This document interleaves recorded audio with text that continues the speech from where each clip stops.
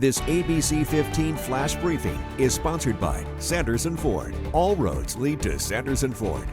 Hello, I'm Megan Thompson with your afternoon update from ABC15 Arizona. 2 people are now recovering after being stabbed during a home invasion in Mesa.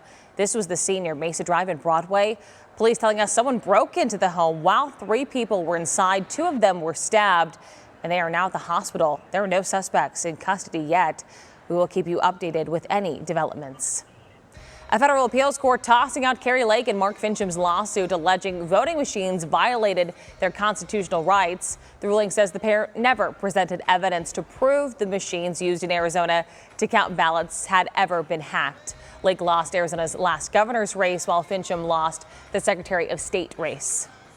They're part of the reason why I made it in basketball, because I was there every weekend. I played in the league. They had a YMCA league on Saturdays and Sundays, and thank God that they let me in for free. That's NBA legend Magic Johnson talking exclusively with ABC15 about his time at the YMCA. Now, the Y offers several programs to help kids thrive, but with federal funding now cut, we're seeing a lot of uncertainty for parents. So our own Jamie Warren showing the potential impacts for Arizona families.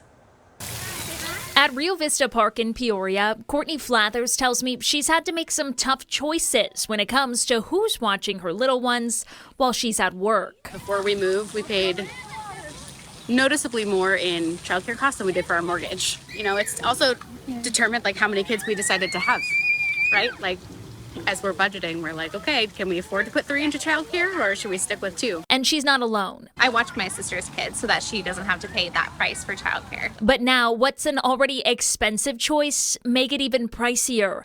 One of the last remaining pandemic relief programs still in effect expired at the end of September. It gave billions of dollars to childcare programs across the country to keep them afloat and improve compensation for staff.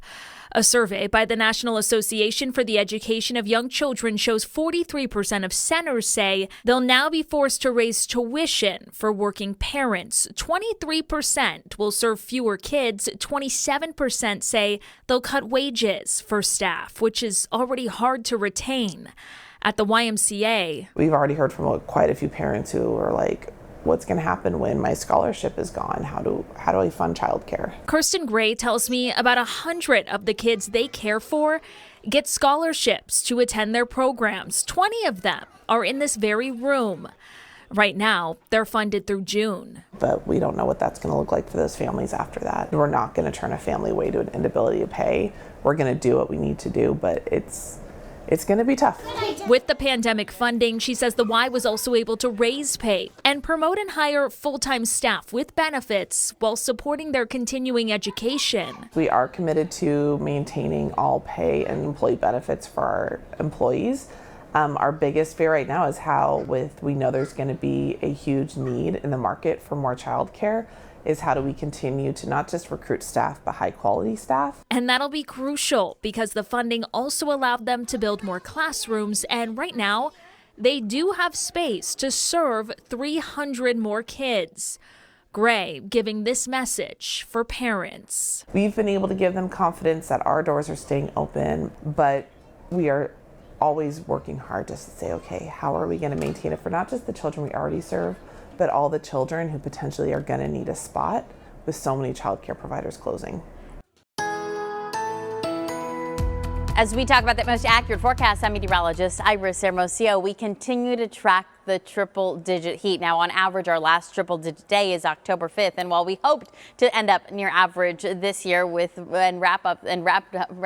to wrap up the triple digits early in October. Certainly not the case. We are seeing even more hundreds now. The latest we've ever seen a triple-digit day is October 27th. I really hope we don't go that long. The odds are looking like we may go through the end of this week and maybe Saturday, and then see temperatures drop after that. Hopefully, that'll be the end of those hundreds. At least that's what it looks like at this point. But today, get ready. Another day in the hundreds. 101 for Phoenix, 70s and 80s across northern Arizona, 91 today in Kingman, and also reaching the low 90s in spots like Globe. We'll see clouds increase today. There is a chance for showers and thunderstorms in southeastern Arizona and along the rim. But for the valley, passing clouds and staying dry. And it won't be until next Monday that we see cooler air and a chance for showers and storms. We will have another update for you tonight. Until then, get the latest news, weather, and traffic at abc15.com or go ahead and download that free ABC 15 mobile app.